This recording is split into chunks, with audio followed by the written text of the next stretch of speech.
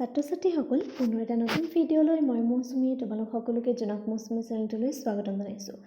আজি আমি এই ভিডিঅ'টোত হাই ছেকেণ্ডেৰী ইকনমিক্সৰ পাৰ্ট 2 অৰ্থাৎ সমষ্টিবাদী অৰ্থনীতি বা মেক্ৰ' ইকনমিক্সৰ এটা ইম্পৰ্টেণ্ট কুৱেশ্যন চৰকাৰী বাজেটৰ উদ্দেশ্যসমূহৰ বিষয়ে আলোচনা কৰিম।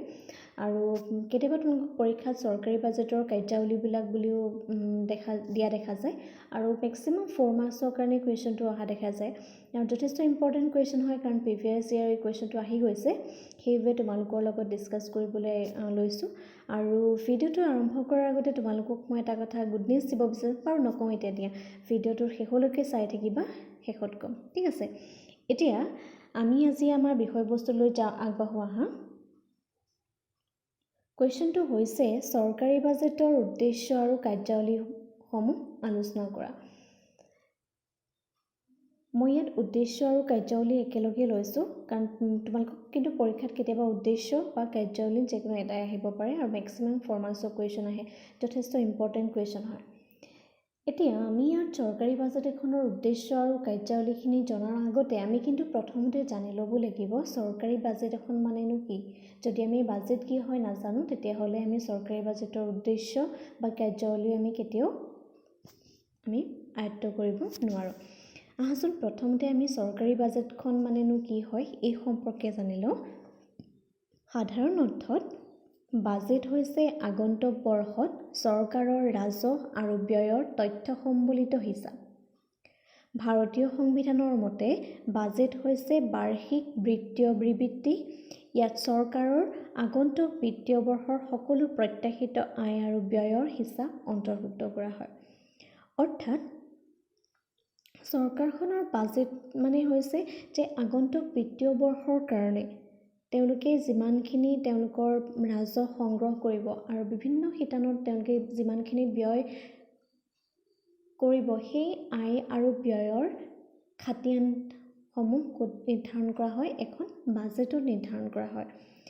এতিয়া এখন চৰকাৰে আগন্তুক বিত্তীয় বৰ্ষৰ কাৰণে চৰকাৰৰ বিভিন্ন খণ্ড আছে, সেই বিভিন্ন বিভাগসমূহৰ পৰা তেওঁলোকে কি কৰে আয় আহৰণ কৰে আৰু সেইটো হৈছে তেওঁলোকৰ ৰাজহ আয়।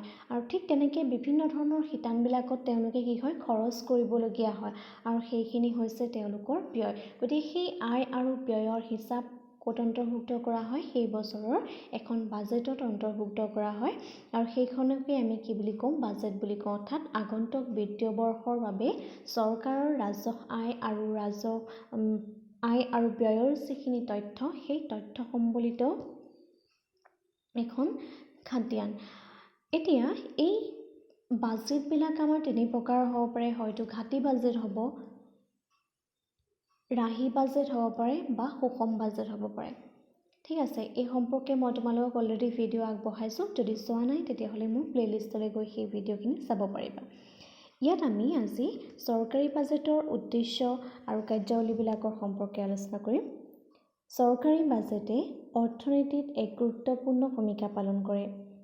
বাজেট নিৰ্ধাৰণৰ জৰিয়তে অৰ্থনৈতিক জীৱনত প্ৰভাৱ পৰাৰ লগতে ব্যক্তিগত ব্যয় নিৰ্ধাৰণৰ জৰিয়তে চৰকাৰে অনুসৰণ কৰা উদ্দেশ্যসমূহ উল্লেখ কৰা হ'ল। এতিয়া চৰকাৰৰ যিখিনি বাজেট সেই বাজেটখনে এখন অৰ্থনীতিৰ গুৰুত্বপূৰ্ণ ভূমিকা গ্ৰহণ কৰে, কাৰণ অৰ্থনীতিখনৰ জীৱন ধাৰণৰ মানদণ্ড কেনেকৈ নিৰ্ধাৰণ কৰে বুলি ক'ব পাৰিম।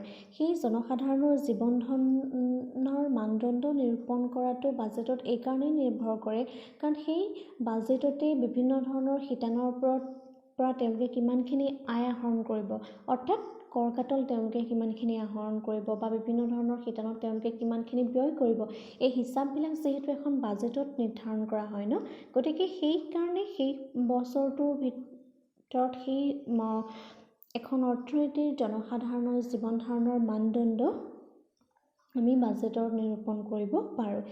এতিয়া আমি প্ৰথমে চৰকাৰী বাজেটৰ প্ৰথমটো উদ্দেশ্য সম্পৰ্কে আলোচনা কৰিব হা। প্ৰথম উদ্দেশ্যটো হৈছে সম্পদৰ দক্ষতা সম্পন্ন আবণ্টন। বাজেটৰ প্ৰাথমিক উদ্দেশ্যটো হৈছে সামাজিক আৰু অৰ্থনৈতিক স্বাৰ্থত সম্পদসমূহৰ দক্ষতাৰে আবণ্টন কৰা। এতিয়া এটা কুৱেশ্যন তোমালোকৰ মনলৈ নিশ্চয় আহিছে, এই যে আমি শব্দ এটা পাইছোঁ আবণ্টন মানেনো কি?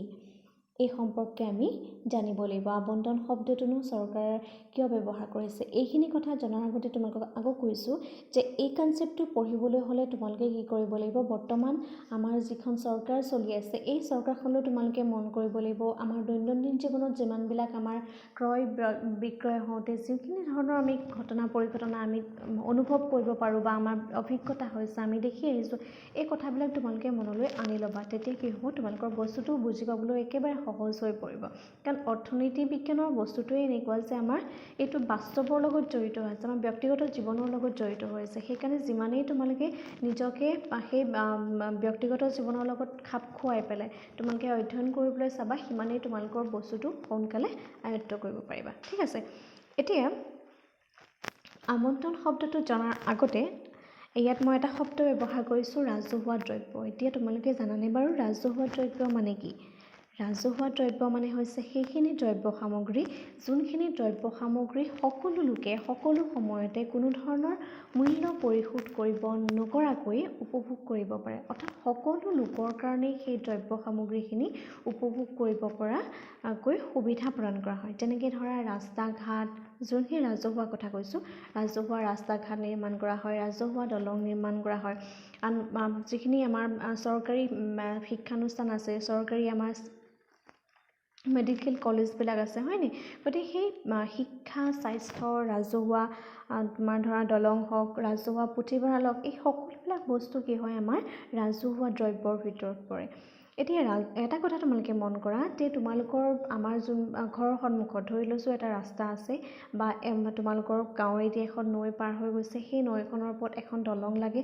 সেই তোমালোকৰ ঘৰৰ সন্মুখত দি যোৱা ৰাস্তাটো বা নৈখনৰ ওপৰত দলংখন নিৰ্মাণ কৰিবলৈ কোন আগবাঢ়ি আহিব?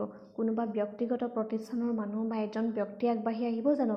নিশ্চয় নাহে। সেই দলংখন নিৰ্মাণ কৰিবলৈ বা সেই সন্মুখৰ ৰাস্তাটো নিৰ্মাণ কৰিবলৈ সদায় আগবাঢ়ি আহিব ৰাজহুৱা খণ্ড মানুহ, অৰ্থাৎ চৰকাৰ প্ৰশাসন। এতিয়া তেওঁলোকেনো কিয় আগবাঢ়ি আহে? কাৰণ তেওঁলোকৰ সেইটো দায়িত্ব হৈছে যে তেওঁলোকে ৰাজহুৱা খণ্ডৰ কামখিনিৰ উদ্দেশ্যটোৱে হৈছে জনসাধাৰণৰ কল্যাণ সাধন কৰা। কিন্তু সেই কামখিনি ব্যক্তিগত খণ্ডৰ মানুহে এইকাৰণেই নকৰে কাৰণ তাত তেওঁলোকৰ লাভ নাথাকে। ব্যক্তিগত খণ্ডৰ উদ্দেশ্যটো হৈছে সৰ্বাধিক লাভ অৰ্জন কৰা, অন্যহাতে ৰাজহুৱা খণ্ডৰ উদ্দেশ্যটো হৈছে আমাৰ জনসাধাৰণৰ কল্যাণ সাধন কৰা। এই কথাখিনি তোমালোকক মই আনুষংগিকভাৱে কৈ গৈছোঁ। আৰু ৰাজহুৱা দ্ৰব্য আৰু ব্যক্তিগত দ্ৰব্যৰ মাজতো মই ভিডিঅ' ইতিমধ্যে আপলোড কৰিছোঁ, যদি চোৱা নাই তোমালোকে প্লে'লিষ্টত গৈ চাই ল'বা। ঠিক আছে, এতিয়া আহিছোঁ এই যে ৰাজহুৱা দ্ৰব্য, যেনেকৈ ৰাস্তা ঘাট নিৰ্মাণ কৰা, ৰাজহুৱা দলং নিৰ্মাণ কৰা, শিক্ষা, স্বাস্থ্য ইত্যাদি নিৰ্মাণ কৰাৰ পুঁজি আবণ্টন কৰা, এইখিনি কি হয় জনসাধাৰণক যোগান ধৰে। অৰ্থাৎ ৰাস্তা নিৰ্মাণৰ কাৰণে, দলং নিৰ্মাণৰ কাৰণে, শিক্ষা খণ্ডত হওক, স্বাস্থ্য খণ্ড, এই খণ্ডবিলাকক উন্নতি সাধন কৰিবৰ কাৰণে চৰকাৰে কি হয় এটা পুঁজি আবণ্টন কৰে। আৰু সেই পুঁজিটো কাৰ কাৰণে দিয়ে? জনসাধাৰণৰ কাৰণেই হয় আল্টিমেটলি চাবলৈ গ'লে। কাৰণ ৰাস্তা নিৰ্মাণ কৰিছে, দলং নিৰ্মাণ কৰিছে, শিক্ষা স্বাস্থ্য খণ্ড উন্নয়ন কৰিছে, সেইখিনি কাৰ কাৰণে কৰিছে? জনসাধাৰণৰ কাৰণে কৰিছে, হয়নে? তদুপৰি স্বাস্থ্যৰ পক্ষে ক্ষতিকাৰক দ্ৰব্যৰ ওপৰত অধিক কৰ আৰোপ কৰি ইয়াৰ উৎপাদনত বাধা প্ৰদান কৰা আৰু সামাজিকভাৱে প্ৰয়োজনীয় দ্ৰব্য উৎপাদন বৃদ্ধিৰ বাবে ৰেহাই দিয়াটোকে আবণ্টন কাৰ্য বুলি কোৱা হয়। এটা কথা মন কৰিবা, এতিয়া মই অলপ দেৰি আগত তোমালোকক যি কৈ গ'লোঁ, ৰাস্তা ঘাট নিৰ্মাণ কৰা, দলং নিৰ্মাণ কৰা, এই কামবিলাকত কি হৈছে ৰাজহুৱা স্বাৰ্থত জড়িত হৈছে, কাৰণ ইয়াৰ জৰিয়তে জনকল্যাণ সাধন হয়। কিন্তু এনেকুৱাও কিছুমান দ্ৰব্য সামগ্ৰী আমাৰ সমাজত আছে যোনবিলাক আমাৰ স্বাস্থ্যৰ পক্ষে বেয়া হয়। যেনেকৈ ধৰা মাদক দ্ৰব্য হওক, এই দ্ৰব্য সামগ্ৰীখিনি কি হয় আমাৰ স্বাস্থ্যৰ কাৰণে ক্ষতিকাৰক। আৰু চৰকাৰে কি কৰে, সেই দ্ৰব্য সামগ্ৰীৰ ওপৰত অত্যাধিক কৰ আৰোপ কৰে যাতে সেইবিলাকৰ উৎপাদনৰ পৰিমাণটো বৃদ্ধি নহয়। কাৰণ উৎপাদনটো যদি সেইখিনিৰ ওপৰত কৰ আৰোপ নকৰিলেহেঁতেন তেতিয়া কি হ'লহেঁতেন, সেইখিনি সুলভ মূল্যত পোৱা গ'লহেঁতেন। আৰু সুলভ মূল্যত তেনেকুৱা ধৰণৰ বিষাক্ত বস্তুখিনি যেতিয়া জনসমাজত এৰি দিয়ে, অভিয়াছলি কি হ'ব, সমাজখন বিপথে পৰিচালিত হ'ব। সেইকাৰণে সেই দ্ৰব্য সামগ্ৰীৰ ওপৰত অত্যাধিক পৰিমাণৰ কৰ আৰোপ কৰা হয় যাতে সেই দ্ৰব্য বা সামগ্ৰীবিলাকৰ উৎপাদনৰ পৰিমাণ হ্ৰাস পায়। অন্যহাতে এনেকুৱা কিছুমান দ্ৰব্য সামগ্ৰী আছে যোনখিনি দ্ৰব্য সামগ্ৰী উৎপাদন কৰি জনসাধাৰণৰ কল্যাণ সাধন হয় বা জনসাধাৰণৰ কাৰণে প্ৰয়োজনীয়, সেই দ্ৰব্য সামগ্ৰী উৎপাদনৰ নামত কিন্তু তেওঁলোকক পুঁজি আবণ্টন দিয়া হয়, ৰেহাই দিয়া হয়। এতিয়া ধৰি ল'লোঁ এজন কৃষকক কৃষি লোন দিয়া হয়, কাৰণ কিয় দিয়া হয়? কাৰণ তেওঁ সেই কৃষি লোন ব্যৱহাৰ কৰি তেওঁ কৃষিকাৰ্য সম্পন্ন কৰিব আৰু সেই কৃষিকাৰ্যৰ পৰা উৎপন্ন হোৱা তেওঁলোকৰ দ্ৰব্যখিনি কি কৰিব? জনসাধাৰণে উপভোগ কৰিব পাৰিব। গতিকে সেইবাবে সেই কৃষকজনক কি হয়? তেওঁলোকক ৰেহাই প্ৰদান কৰা হয়। বুজি পাইছা? সম্পদৰ আবণ্টনটো সেইটোৱে হৈছে যে চৰকাৰে ৰাজহুৱা দ্ৰব্য সামগ্ৰীৰ নামত কিছুমান পুঁজি তেওঁলোকক আবণ্টন দিয়ে, যাতে সেই দ্ৰব্য সামগ্ৰীখিনি যিখিনি তেওঁলোকৰ ৰাজহুৱা দ্ৰব্য আছে, সেই ৰাজহুৱা দ্ৰব্যখিনি উৎপাদন কাৰ্য সম্পন্ন কৰি জনসাধাৰণৰ কল্যাণ সাধন কৰিব পাৰে। তদুপৰি সমাজত এনেকুৱা কিছুমান দ্ৰব্য আছে যোনবিলাক স্বাস্থ্যৰ কাৰণে বা সমাজৰ কাৰণে ক্ষতিকাৰক, সেই ক্ষতিকাৰক দ্ৰব্য সামগ্ৰীৰ ওপৰত অত্যাধিক কৰ আৰোপ কৰা হয়, যাতে সেই দ্ৰব্য সামগ্ৰীৰ উৎপাদন হ্ৰাস পায়। আৰু অন্যহাতে এনেকুৱা কিছুমান দ্ৰব্য সামগ্ৰী আছে যোনখিনি উৎপাদন মানৱ সমাজৰ কাৰণে এটা সুফল বুলি আমি ক'ব পাৰোঁ, যাক মানৱ সমাজৰ কাৰণে ভাল হয়। সেই দ্ৰব্য সামগ্ৰী উৎপাদন কৰিবৰ কাৰণে কিন্তু ৰেহাইও প্ৰদান কৰা হয়। সেইটোকে আমি ক'ব পাৰোঁ সম্পদৰ দক্ষতা সম্পন্ন আবণ্টন। ঠিক আছে। নেক্সট পইণ্টটো হৈছে অৰ্থনৈতিক বিকাশৰ দ্ৰুতকৰণ। দ্ৰুত অৰ্থনৈতিক বিকাশ চৰকাৰী বাজেটৰ এক অন্যতম উদ্দেশ্য। অৰ্থনৈতিক বিকাশে এখন দেশৰ সামাজিক আৰু অৰ্থনৈতিক বিনিয়োগৰ ওপৰত নিৰ্ভৰ কৰে। সেয়েহে বাজেটৰ নীতিসমূহ গঠন কৰোঁতে সঞ্চয় আৰু বিনিয়োগৰ ওপৰত গুৰুত্ব অৱলম্বন কৰিব লাগে। এতিয়া এখন দেশৰ অৰ্থনীতিৰ বিকাশ বা অৰ্থনীতিখন কেনেকৈ আগুৱাই লৈ যাব, এই সকলোবিলাকৰ যিটো দায়িত্ব আচলতে ক'বলৈ গ'লে সেইখন বাজেটতে বহু পৰিমাণে নিৰ্ভৰ কৰে।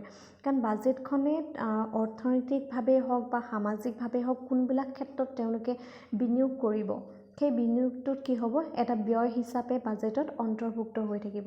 গতিকে এখন চৰকাৰে তেওঁলোকৰ যোনখন বিত্তীয় বৰ্ষৰ কাৰণে বাজেট নিৰ্ধাৰণ কৰিব, সেই বাজেটত সেই বিনিয়োগবিলাক তেওঁলোকে বিনিয়োগ বেছি কৰিব নে সঞ্চয় বেছি কৰিব, সেই কথাবিলাক তেওঁলোকে তাত লিপিবদ্ধ কৰি ৰাখে। যদিহে তেওঁলোকে বিনিয়োগ কৰে, খৰচ কৰে, তেতিয়াহে তেওঁলোকৰ কি হ'ব? অৰ্থনীতিৰ কাৰণে উন্নতি হ'ব। কাৰণ আজি যদি আমাৰ শিক্ষা, স্বাস্থ্য বা অন্য ধৰণৰ যাতায়াত পৰিবহণ ব্যৱস্থাৰ বিনিময়ত যদি বৰ্তমান চৰকাৰে ব্যয় কৰে, তেতিয়াহে কি হ'ব? ভৱিষ্যতে অৰ্থনীতিৰ ধৰা ব্যৱসায় বাণিজ্যৰ পৰা আদি কৰি অন্যান্য ধৰণৰ ক্ষেত্ৰত উদ্যোগ প্ৰতিষ্ঠান নিৰ্মাণ কাৰ্যই হওক বা অন্য যাতায়াতৰ ব্যৱস্থাই হওক, চাৰিওফালৰ পৰা আমি এটা যোগাত্মক দৃষ্টিভংগী চাব পাৰিম বা অৰ্থনীতিখন উন্নতি হোৱাৰ দিশে আগবাঢ়িব। গতিকে সেই ক্ষেত্ৰত কি হ'ব? বৰ্তমান সময়ত বিনিয়োগ কৰিব লাগিব আৰু সেই বিনিয়োগ কৰিবৰ কাৰণে আমি কি কৰিব লাগিব? ব্যয় কৰিব লাগিব।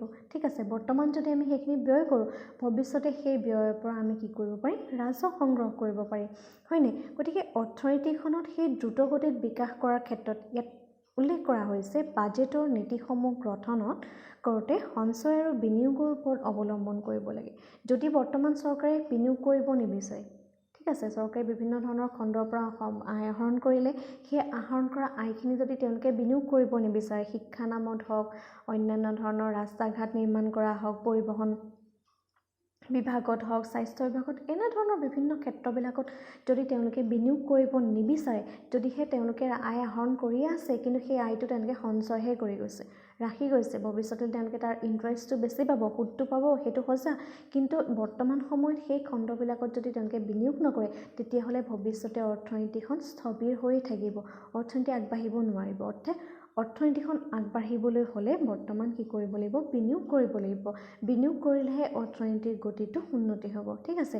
ঘৰ এটা নবনোৱালৈকে জানো ঘৰটো ভাল হৈ উঠিব? নুঠে ন? গতিকে সেই ঘৰটো ধুনীয়া কৰিবলৈ হ'লে আমি কি কৰিব লাগিব? তাত খৰচ কৰিব লাগিব। ঠিক তেনেদৰে শিক্ষাখণ্ডত যদি আমি চাওঁ, এজন ছাত্ৰ বা এগৰাকী ছাত্ৰী যদিহে স্কুলত এডমিশ্যন নিদিয়ে, তেতিয়ালৈকে তেওঁ শিক্ষিত হ'ব জানো? নহয়। যেতিয়া তেওঁলোকক এডমিশ্যন দিব, যেতিয়া তেওঁলোক শিক্ষিত হ'ব, তেওঁলোকৰ ওপৰত টকা পইচা যেতিয়া বিনিয়োগ কৰিব, তেতিয়াহে তেওঁলোকে এটা ভাল ফল লাভ কৰিব বা ভৱিষ্যতে মানৱ সম্পদ হিচাপে গঢ় দিব। বুজি পাইছা? সেইটোকে কোৱা হৈছে যে অৰ্থনৈতিক বিকাশৰ দ্ৰুতকৰণ। ৩ নম্বৰ পইণ্টটো হৈছে অৰ্থনৈতিক স্থিৰতা। আৰ্থিক উত্থান পতন ৰোধ কৰিবৰ বাবে চৰকাৰী বাজেট ব্যৱহাৰ কৰা হয়। অৰ্থনৈতিক উত্থান পতনে মুদ্ৰাস্ফীতি বা অপস্ফীতিৰ কথা বুজায়, যিয়ে এখন দেশৰ অৰ্থনৈতিক বিকাশত বাধা প্ৰদান কৰে। মুদ্ৰাস্ফীতিৰ সময়ত উৎপাদনতকৈ ব্যয় বৃদ্ধিৰ চাহিদা হ্ৰাস কৰিবলৈ আৰু অৱস্ফীতিৰ সময়ত সামগ্ৰিক চাহিদা বৃদ্ধি কৰিবৰ বাবে বাজেট সম্পৰ্কীয় নীতিৰ প্ৰয়োজন আৰু দৰ স্থিৰতাই অৰ্থনৈতিক বৃদ্ধি আৰু বিকাশত সহায় কৰে। এতিয়া আমি অৰ্থনৈতিক স্থিৰতা মানেনো কি? এতিয়া এখন অৰ্থনীতিত কি হয়, উত্থান পতন হৈ থাকে। সেই উত্থান পতনখনটো দেখাবৰ কাৰণেও আমাৰ কি হয়, চৰকাৰী বাজেট ব্যৱহাৰ কৰা হয়। অৰ্থনৈতিক উত্থান পতন যেতিয়া হয় তেতিয়া অৰ্থনীতিখনত কি হয়, মুদ্ৰাস্ফীতি বা মুদ্ৰাৰ অপস্ফীতিৰ সমস্যাই দেখা দিয়ে। এতিয়া আকৌ প্ৰশ্ন আহিলে নহয়, মুদ্ৰাস্ফীতি আৰু মুদ্ৰা অপস্ফীতি মানে কি, হয়নে? এতিয়া মুদ্ৰাস্ফীতি হৈছে এনেকুৱা এটা মানে পজিশ্যন বা এনেকুৱা এটা চিটুৱেশ্যনক বুজায় য'ত এখন দেশৰ দ্ৰব্য সামগ্ৰীৰ দাম ক্ৰমান্বয়ে দ্ৰুতগতিত বাঢ়ি গৈ থাকে। দ্ৰব্য সামগ্ৰীৰ দাম যদি দ্ৰুত হাৰত বাঢ়ি গৈ থাকে, যেতিয়া দ্ৰব্য সামগ্ৰীৰ দাম এফালে দ্ৰুত হাৰত বাঢ়ি গৈছে, অন্যহাতে মুদ্ৰাৰ মূল্য কমি গৈছে। বুজি পাইছা? এফালে দ্ৰব্য সামগ্ৰীৰ দাম বাঢ়ি গৈছে, অন্যহালে মুদ্ৰাৰ মূল্য কমি গৈছে। ধৰি লৈছোঁ আজিৰ পৰা 10 বছৰৰ আগত তুমি 100 টকাত যিমানখিনি দ্ৰব্য সামগ্ৰী ক্ৰয় কৰিব পাৰিছিলা, বৰ্তমান 2021ত তুমি সিমানখিনি দ্ৰব্য সামগ্ৰী ক্ৰয় কৰিব নোৱাৰা। কিয়নো? কাৰণ বৰ্তমান দ্ৰব্য সামগ্ৰীৰ দৰ বৃদ্ধি পাইছে। এই যে দ্ৰব্য সামগ্ৰীৰ দাম বৃদ্ধি পালে, বৃদ্ধি পোৱাৰ লগে লগে কি হ'ল, সেই যে পইচাটো আমাৰ 100 ৰুপিজ আছিলে, সেই 100 ৰুপিজৰ যোনটো মূল্য, সেই মূল্যটো কি হৈ গ'ল, কমি গ'ল। বুজি পাইছা? এফালে দ্ৰব্য সামগ্ৰীৰ দাম বাঢ়ি গৈছে, অন্যহাতে মুদ্ৰাৰ মূল্য হ্ৰাস পাই গৈছে। ইয়াৰ ওপৰতো মই অলৰেডি ভিডিঅ' আগবঢ়াই থৈছোঁ, তোমালোকে মোৰ প্লেলিষ্টত গৈ ভিডিঅ' চাই ল'বা। ঠিক আছে? এতিয়া মুদ্ৰাস্ফীতিৰ সময়ত উৎপাদনতকৈ ব্যয় বৃদ্ধিৰ চাহিদা হ্ৰাস কৰিব লাগিব। এতিয়া মুদ্ৰাস্ফীতি যে হৈছে, দ্ৰব্য সামগ্ৰীৰ দাম কিয় হৈছে তোমালোকে জানানে বাৰু? ইয়াৰ বহুতো কাৰণ আছে, চাহিদাজনিত কাৰণ আছে, যোগানজনিতও বহুত কাৰণ আছে। এই সম্পৰ্কে মই এইটো ভিডিঅ'ত আলোচনা নকৰোঁ কাৰণ ভিডিঅ'টো যথেষ্ট দীঘলৈ যাব। এতিয়া দ্ৰব্য সামগ্ৰীৰ দাম বৃদ্ধি হোৱাৰ অন্য এটা প্ৰধান কাৰণ হৈছে সেই দ্ৰব্য সামগ্ৰীটো উৎপাদন কৰিবলৈ আমাৰ ব্যয়ৰ পৰিমাণ বৃদ্ধি হৈছে। যদি 2021ত এটা দ্ৰব্য সামগ্ৰী উৎপাদন কৰিবলৈ আমাৰ 100 ৰুপিজ এতিয়া লাগিছে, কিন্তু 2010ত সেই দ্ৰব্য সামগ্ৰীটো উৎপাদন কৰিবলৈ আমাৰ তাতকৈ বহুত পৰিমাণে কম লাগিছিলে। বৰ্তমান যদি 100 লাগিব, 2010ত সেই দ্ৰব্যটো উৎপাদন কৰিবলৈ হয়তো আমাৰ 60 ৰুপিজ মানহে প্ৰয়োজন হৈছিলে। গতিকে কি হৈছে, সেই দ্ৰব্য সামগ্ৰীটোৰ যেতিয়া উৎপাদনৰ খৰচটোতেই ব্যয়টোৱে বেছি হৈ গৈছে, অবভিয়াছলি কি হৈ যাব, সেই দ্ৰব্যটোৰ আমি বেছি দামত বিক্ৰী কৰিব লাগিব, কাৰণ আমি লাভো আহৰণ কৰিব লাগিব তাৰ পৰা, হয়নে? গতিকে যিমানেই দ্ৰব্য সামগ্ৰীবিলাকৰ উৎপাদন ব্যয় বৃদ্ধি হৈ গৈছে, সিমানেই দ্ৰব্য সামগ্ৰীৰ দামটো বৃদ্ধি হৈ গৈছে। ঠিক আছে? ঠিক তেনেকৈ অৱস্ফীতিৰ সময়ত সামগ্ৰীৰ চাহিদা বৃদ্ধি কৰিবৰ কাৰণে বাজেট সম্পৰ্কীয় নীতি প্ৰয়োজন হয়। অন্যহাতে অৰ্থনৈতিক দৰ স্থিৰতাও অৰ্থনৈতিক বৃদ্ধি আৰু বিকাশত সহায় কৰে। দৰটো কিন্তু স্থিৰ হৈ থাকিব লাগিব। দৰ স্থিৰ হ'লেহে এখন অৰ্থনীতিৰ কি হৈ থাকিব, স্থবিৰ হৈ থাকিব বুলি আমি ক'ব পাৰোঁ। এতিয়া দৰবিলাক যিমানেই ফ্লাকচুৱেশ্যন হৈ থাকিব, যিমানেই উঠা নমা হৈ থাকিব, সিমানেই কি হ'ব, অৰ্থনৈতিক বিকাশটো আমাৰ ত্বৰান্বিত হৈ যাব। ঠিক আছে? এইখিনি আছিলে আমাৰ অৰ্থনৈতিক স্থিৰতাৰ ওপৰত। নেক্সট পইণ্টটো হৈছে ৰাজহুৱা প্ৰতিষ্ঠানৰ পৰিচালনা। ৰাজহুৱা প্ৰতিষ্ঠানৰ জৰিয়তে বিকাশ বৃদ্ধিৰ হাৰ কৰাটো অতি প্ৰয়োজনীয় হয়। অলৰেডি মই তোমালোকক ৰাজহুৱা প্ৰতিষ্ঠান পৰিচালনা মানে কি এই সম্পৰ্কে ক'লোৱেই। ৰাজহুৱা দ্ৰব্য হৈছে এইখিনি দ্ৰব্য যোনবিলাক ধৰা সকলো ব্যক্তিৰ কাৰণে সকলো সময়তে খোলা থাকে। ৰাস্তা ঘাট নিৰ্মাণ কৰা, শিক্ষা খণ্ড, স্বাস্থ্য খণ্ড, এই খণ্ডসমূহৰ কথা ইয়াত কোৱা হৈছে। গতিকে এই ৰাজহুৱা প্ৰতিষ্ঠানসমূহ আমি বিকাশ কৰিব লাগিব, আৰু ৰাজহুৱা প্ৰতিষ্ঠানখিনি বিকাশ কৰিলেহে আমাৰ জনকল্যাণ হ'ব, আৰু জনকল্যাণ হ'লেহে এখন সফল চৰকাৰ হিচাপে নিজকে পৰিচিত কৰিব পাৰিব। ঠিক আছে? কুৱেশ্যনটো ইমানেই আছিলে। মই তোমালোকক প্ৰথমতে কৈছিলোঁ তোমালোকৰ কাৰণে এটা গুড নিউজ আছে, আৰু গুড নিউজটো হৈছে এইবাৰ পৰা মই তোমালোকৰ কাৰণে PDF আগবঢ়াম। মোৰ ভিডিঅ'টোৰ ডেছক্ৰিপশ্যন বক্সত তোমালোকে এই কুৱেশ্যনটোৰ PDF পাই যাবা, আৰু ভিডিঅ'বোৰ যিমান পাৰা সিমান তোমালোকৰ বন্ধু বান্ধৱীসকলৰ মাজত শ্বেয়াৰ কৰিবা, যাতে সকলোৱে ভিডিঅ'টো চাব পাৰে। আজিলৈ ভিডিঅ'টো ইমানেই। ধন্যবাদ।